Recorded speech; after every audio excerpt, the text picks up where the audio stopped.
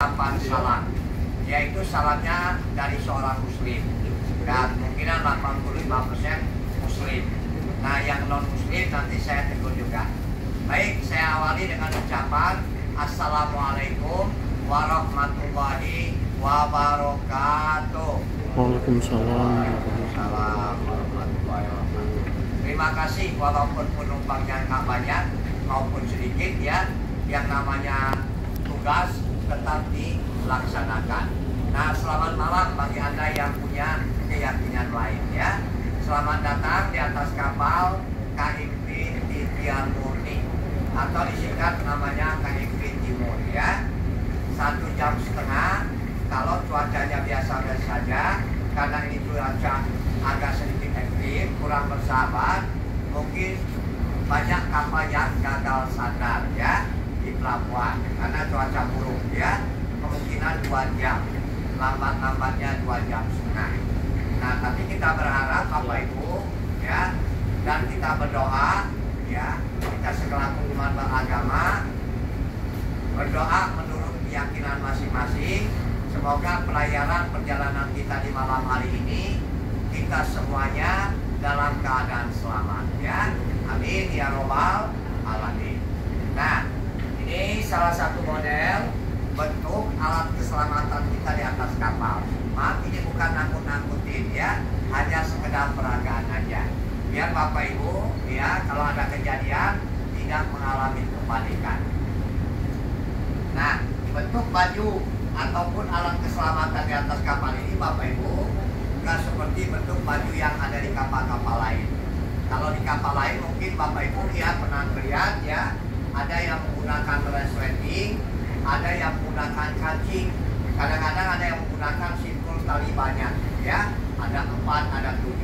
Nah, kalau di kapal Titian Murni ini bentuk baju modelnya menggunakan yang namanya satu lubang di tengah dan menggunakan simpul tali 2 ya, jadi makanya nggak ribet ya. Nah, nih saya mau nanya dulu, tolong Bapak Ibu jawab yang jujur, yang kompak ya. Saya minta kejujuran Bapak Ibu ya. Apakah Bapak Ibu sudah pernah belum pakai ini baju? Belum. Sudah pernah belum pakainya? Belum ya. Mudah-mudahan jangan. Tapi boleh nggak dicontohin cara pakainya? Boleh ya. Tolong perhatiin sebentar ya. Nih, langkah pertama ya, masukin tangan. Yang kanan dulu ya. Kemudian masukin tangan yang kiri. Lalu masukkan kepalanya. Gampang kalau dilihat ya. Yang penting kuncinya satu, jangan panik ya. Kalau ada kejadian di kapal, Bapak Ibu tetap tenang. Kuncinya satu ya. Ikutin petunjuk arahan dari pihak kapal dan jangan Bapak Ibu jangan egois. Nah, ini baju udah dipakai, tinggal diikat bajunya menggunakan simpul tali 2. Ini talinya sengaja dibikin panjang ya, karena badan orang gak semuanya sama. Ada yang kuncit, perutnya ada yang gendut ya, ada yang besar, ada yang kurus, ada yang kecil. Nah, kalau badannya yang kurus, yang kecil, ini tali yang 2 nanti dililitkan dulu, dikekang dulu ya. Nah, lilitkan dulu, dipegang ini, lilitkan ke belakang ya, 1 atau 2 kali tergantung bodi badannya, jadi sesuaikan dengan badannya. Kalau badannya yang gemuk cukup 1 kali 2 kali lilitan. Kemudian diikat, ikatnya ke baju ya, jangan ke pinggang. Ingat ya, hubungan ini contoh, jadi saya ikatnya ikat tali sepatu. Kalau kejadian baru dalam ikat mati ya, jadi harus ikat mati ya, karena hubungan di peragaan saya ikat itu aja supaya bisa lepas lagi. Nah, yang terakhir ini tali yang ada di kerak. Kalau tali yang ada di kerak, ikatnya jangan terlalu kencang-kencang ya, kasih kelonggaran ya. Nah, kalau diikat kencang-kencang takut nanti kecekik lehernya. Belum loncat ke laut udah pingsan duluan ya, kecekik. Bukan pingsan karena tenggelam di laut, tapi kecekik lehernya. Oke. Nah, ini tadi udah diikat ke baju. Ini baju udah maksimal ya, udah normal. Tapi ingat, Bapak Ibu jangan egois ya. Yang namanya egois itu menang sendiri ya.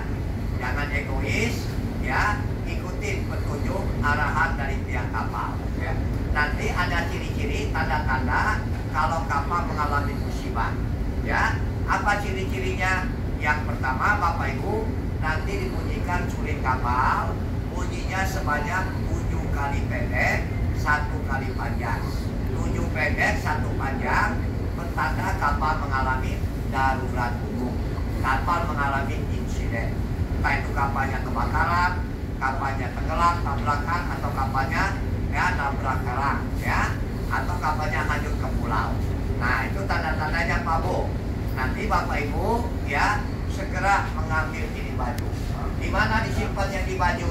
Kalau Bapak Ibu berada di kapal, ini baju terus saja jujur, tidak ada di parkiran kendaraan, tidak ada di luar-luar yang namanya kelas, adanya di dalam kelas atau ruangan. Nah, kalau Bapak Ibu duduk di ruangan AC, di kapal ini adanya di box. Kalau di ruangan ekonomi ini adanya persis di jok tempat duduk Anda. Boleh dicek diambilnya, diangkat aja gini. Nah, semuanya baju di dalamnya Pak ya. Nah, tinggal diambil ya. Nah, setelah diambil, nanti kalau disuruh orang kapal untuk memakai baru dari pakai. Seperti inilah pakai yang benar. Jangan asal-asalan. Nah, setelah dipakai di baju, nanti kita dikumpulkan di suatu tempat berkumpul dalam keadaan darurat. Di mana dikumpulnya? Kalau di sini adanya di samping kanan kiri tempat berkumpul darurat. Setelah berkumpul, Bapak Ibu jangan lompat dulu. Tunggu lagi perintah dari Bapak Nahoda. Nanti dibunyikan lagi suling kapal yang kedua. Kalau kita mendengar suling kapal yang kedua bunyinya 6 kali panjang-panjang, itu tandanya kita siap-siap untuk meninggalkan kapal. Caranya loncat ke laut. Yang bisa berenang loncat, yang nggak bisa berenang loncat juga. Pak, saya nggak berani loncat. Terpaksa disuruh loncat sama orang kapal. Nah, ada tetapi yang nggak boleh loncat ke laut. Ada 3 kategori kelompok 3 orang yang nggak boleh lompat ke laut. Namanya kelompok banyak Yang pertama orang tua lansia, atau manusia yang lanjut usia tua. Yang kedua, ibu menyusui anak, wanita hamil. Nah, yang ketiga, anak-anak dan orang sakit di perjalanan. Nah, ketiga kelompok tersebut nanti ditolong keselamatan terlebih dahulu. Dinaikkan di namanya perahu skoci atau perahu kapsul. Nah, kalau perahu kapsul adanya di samping kanan kiri paling depan, ditambah skoci 2 Nah, jadi mereka diutamakan dinaikkan di perahu skoci.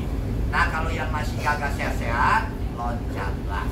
Nah, setelah Anda loncat, pure masuk dulu ke air tapi nggak lama, tergantung bobot badannya. Kalau bobot badannya 40 kilo, bentar munculnya. Tapi mohon maaf, kalau bobot badannya 80 kilo, 100 kilo, agak aman karena keberatan badan tapi tetap muncul.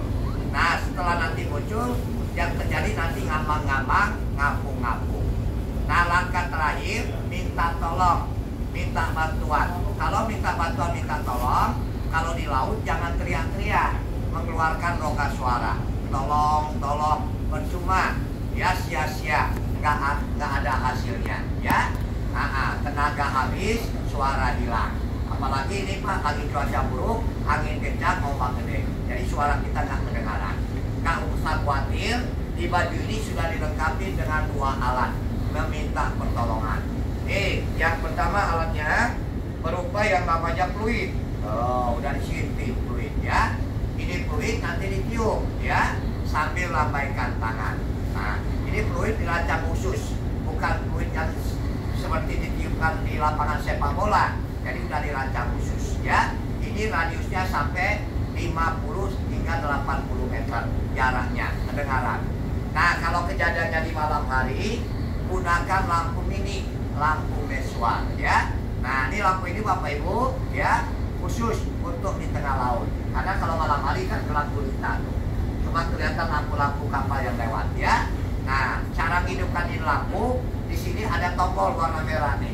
Tinggal ditekan aja. Nah, dia nyala. Nyalanya kayak lampu diskop ya.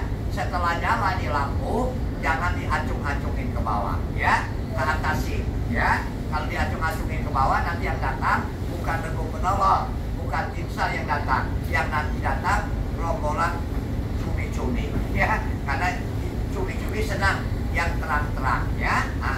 Jadi kalau udah nyala, ke atasin supaya posisi Anda kepantau sama regu penolong ya. Ini juga radiusnya sampai 5 sampai 80 meter jaraknya ya. Nah, setelah Anda ketolong, ini lampu tetap nyala. Cara matikannya tinggal tekan lagi. Nah, mati segini ya. Udah itu aja Pak Buya, peragaan singkat ya dari saya, Bapak Ibu.